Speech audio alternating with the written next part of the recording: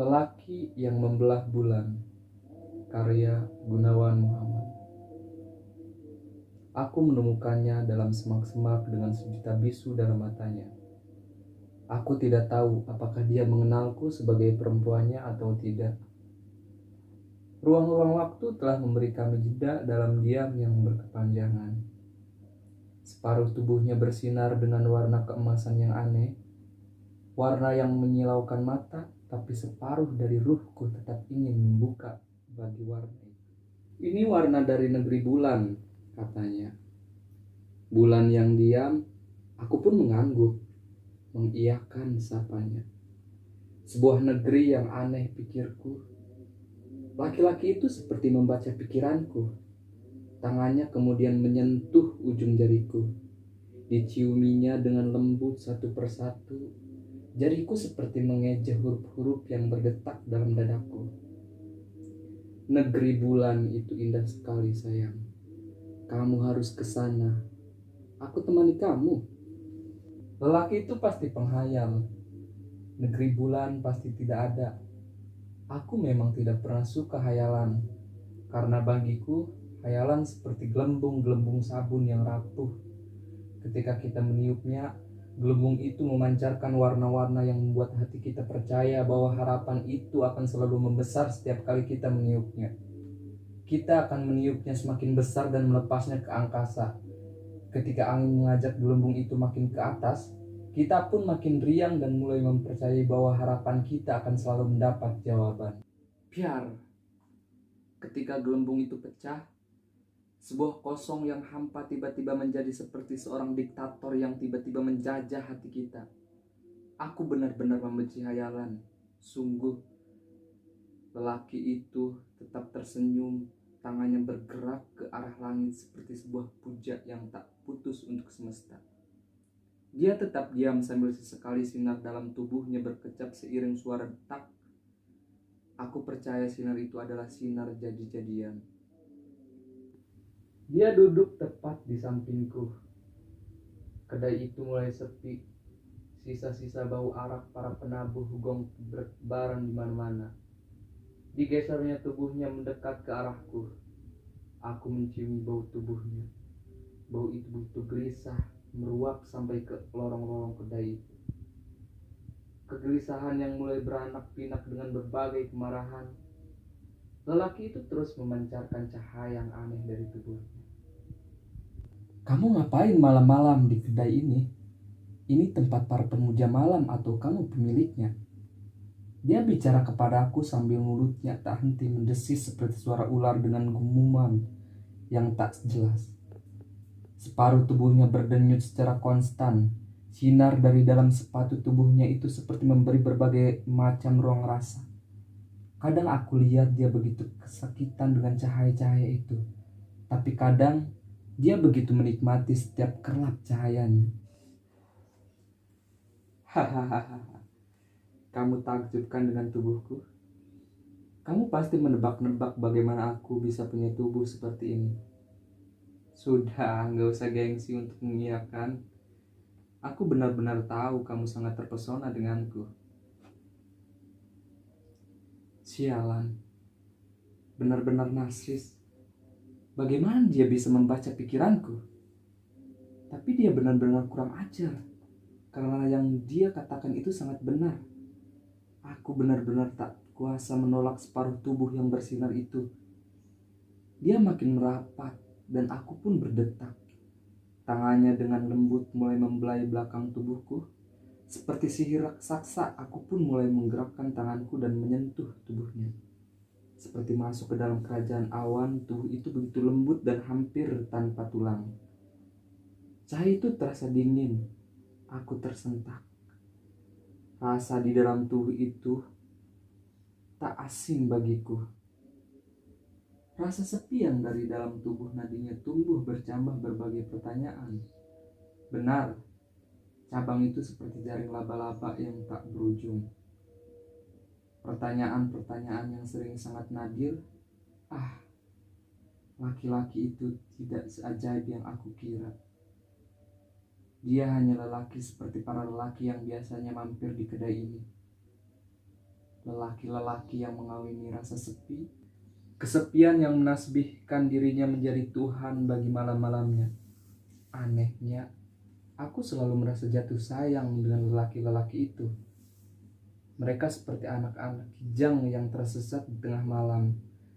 Begitu rapuh dan lembut meski mereka selalu berusaha mati-matian sekuat tenaga menjadi raksasa-raksasa dengan seringai yang menyilaukan. Aku pun seringkali berpura-pura takut dengan seringai itu. Padahal aku selalu sangat ingin memeluk anak kijang. Jadi-jadian itu dengan adadaku. Meski demikian anehnya, aku selalu punya keinginan anak kijang. Jadi-jadian itu menjadi raksasa-raksasa sesungguhan. Meskipun aku tahu setelah mereka menjadi raksasa, mereka akan melumatku hidup-hidup, mengunyahnya dan akhirnya melemparkan tubuhku yang setengah hidup itu ke tepi jalan. Tubuhku yang terpecah-pecah itu tidak pernah benar-benar mati. Tubuhku akan dengan sendirinya bersatu kembali. Mengapa kamu datang ke kedai ini? Tak ada satupun yang menarik dari kedai ini. Bahkan aku pun tidak bisa lagi menjadi penabur birahi yang baik buatmu. Lihatlah tubuhku, sudah separuh cacat. Berkali-kali anak-anak kijang yang menjadi raksasa itu melumatku, memamahnya dan memuntahkan begitu saja. Ku catat perjalananku itu di dalam hatiku saja. Aku benar-benar takut untuk bersuara terhadapnya. Cahaya tubuhnya terlalu menyilaukanku. Kami benar-benar terdiam dalam sepi yang berpesta dalam ruang itu. Satu persatu, para lelaki di kedai itu mulai pergi. Hanya ada satu dua saja yang masih enggan untuk berpamitan dengan sepinya untuk kembali pulang. Lelaki dengan tubuh separuh bercahaya itu bergeser sedikit ke arahku. Tiba-tiba, dipalingkannya wajahnya tepat di samping telingaku. Seperti sihir, kepalaku menoleh tepat di depan kedua matanya yang begitu hitam. Seperti labirin menuju bawah tanah yang tergelap, aku terpukau begitu saja di depan mata itu. Ruang-ruang di antara sekat-sekat jantungku meronggak luar biasa dan di antaranya mengalirlah darahku yang berwarna merah jambu. Aku menyukai matanya. Labirin di dalam matanya bersuara lirih. Aku tertawa terbahak menyembunyikan jengahku. Pasti mukaku memerah seperti buah plum yang telah masak. Aku mengejap untuk menghindar dari serbuan warna hitam yang pekat dari mata yang bernuansa nujum itu. Ribuan dentam di dadaku berdegup oleh satu kalimat yang sebenarnya sering sekali kudengar dari para lelaki yang menuai tabur birahiku. Selalu seperti sebuah entah. Mata yang pekat itu menyimpan satu kejujuran yang membuatku sangat nyaman menikmati mungkin sebuah kebohongan lagi. Hahaha. Terima kasih sayang. Awas, kamu jangan jatuh cinta dan jangan rindu aku setelah pulang nanti ya. Seperti sebuah hafalan yang begitu biasa meluncur dari mulut penari-penari malam. Sepertiku mencoba untuk menghindar dari degup karena mata pekat itu. Sebuah nyeri menyergap tiba-tiba karena aku tahu aku amat sangat berbohong dengannya. Aku benar-benar ingin dia selalu merinduku, meski untuk sebuah rindu yang entah. Mungkin aku telah melanggar aturan. Sebuah penari malam, aku hanya boleh bergerak mengikuti irama malam. Setiap keringat adalah bunyi, dan setiap lenguh adalah ritme dari desah rasa sepi yang begitu menyengat para lelaki pemuja malam. Seperti yang sudah tertebak, lelaki itu hanya tersenyum, mata itu tetap pekat. Kamu benar-benar tidak ingin tahu tentang negeri tempat aku datang. Mata itu mulai merajuk, tangannya terus membelai punggungku dan tubuhnya yang gelap tanpa cahaya semakin pekat. Sedangkan separuh tubuhnya yang bercahaya semakin gemilang. Satu paradoks yang luar biasa aneh. Mengapa kamu begitu ingin aku bertanya tentang negerimu? Karena aku ingin kamu datang secepatnya ke sana. Sekarang, ya, secepatnya, tidak ada waktu lagi. Waktu yang diam. pepat tanpa suara. Waktu pun berdetak, detak itu dari jantung kita sendiri. Seperti tarian-tarian awan, waktu pun bergerak dengan semena-mena, membentuk gambar-gambar peristiwa yang tak pernah jelas. Waktu hanya ada di dalam pikiran. Aku pernah berpikir bahwa jika aku bisa menghentikan pikiran, aku akan bisa menghentikan waktu. Alangkah bahagianya jika itu terjadi. Aku akan bisa memilih waktu bagi kemudahanku. Waktu selalu akan bisa berpora dalam diam. Lelaki itu terus menatapku dalam pekatnya. Separuh tubuhnya yang bersinar semakin menyilaukan. Bibirnya terkatup rapat dan digerakkannya ke arahku. Ciuman dalam cahaya. Begitu aku menyebut saat itu. Aku mulai menebak, mungkin dia malaikat yang terjatuh, dan ciuman itu akan membuatnya menjadi malaikat utuh kembali sehingga dia bisa mengepakkan sayapnya dan berlari menuju tempat di mana asal matahari tanpa takut terbakar, seperti Ikarus yang malang. Kamu malaikat jatuh. Lelaki itu terbahak hingga hampir saja dia terjungkal dari sampingku. Senyumnya membelai rambutku, jari-jariku pun kembali dikecupnya satu persatu dan mata pekat itu kembali menatapku dengan sihir yang tetap memukauku. Sama sekali tidak, sayangku. Malaikat jatuh tidak akan bercahaya tubuhnya. Dia tidak lagi memerlukan cahaya karena dia telah menukarnya dengan tempat di mana warna apapun tidak akan pernah terlihat gelap. Jawaban lelaki itu melegakanku sekali. Artinya masih ada harapan dia seperti lelaki-lelaki pengunjung kedaiku. Lelaki-lelaki yang selalu mengisi malam-malamnya dengan nyanyian-nyanyian sunyi yang memekakkan. Bibir lelaki itu masih amat sangat dekat dengan bibirku. Tercium dengan jelas detak jantungnya lewat hembusan nafasnya yang menderu. Perlahan ku beranikan diri membelai rambutnya dengan tanganku yang terus terang sedikit gemetar. Mengapa kamu datang? Tiba-tiba dada ini meruah dengan kepedihan yang pekat ketika kutanyakan itu. Aku pun tersekat. Aku tahu sebuah peri yang akan pasti menjadi penghuni baru ruang-ruang bernafasku sedia setiap menunggu giliran untuk menepatinya. Sebuah kebodohan luar biasa dan aku rela menjadi bodoh. Sungguh benar-benar bodoh. Aku menemukan pada sebuah ruang bernama sepi.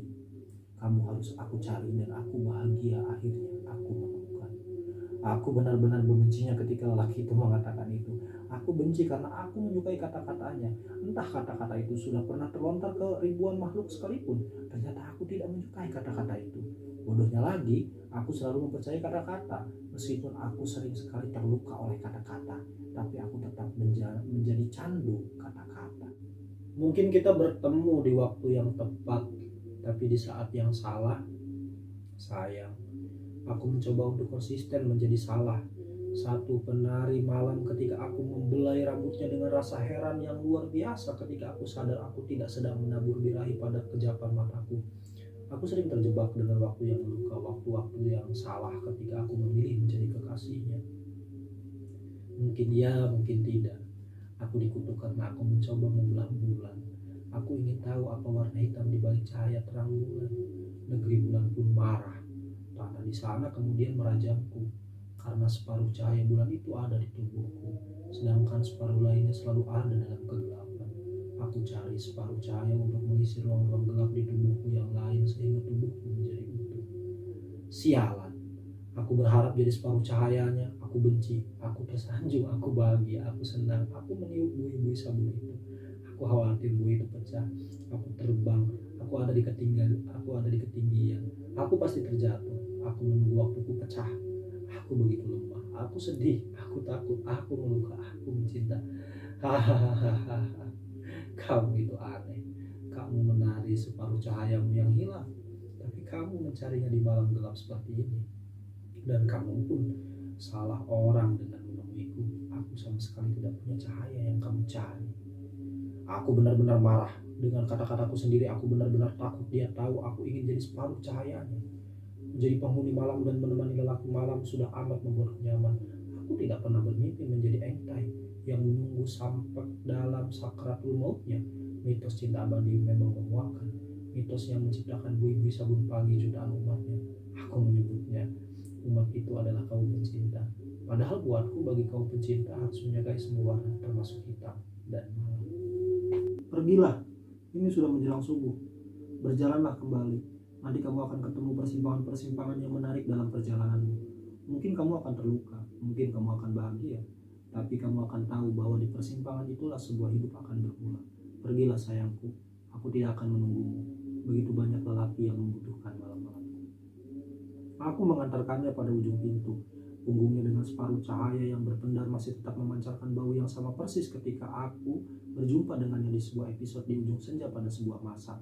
Aku tahu, aku mungkin separuh cahaya yang dia cari itu.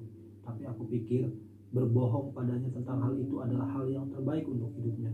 Lelaki itu terus berpendar dari separuh tubuhnya dalam gelisah. Ah, ku butuhkan tanah lapang yang begitu luas saat ini di dadaku. Kulambaikan hatiku, datanglah lagi pada sebuah malam di sebuah makam sayangku. Ubud 26 Januari 2010. Terima kasih.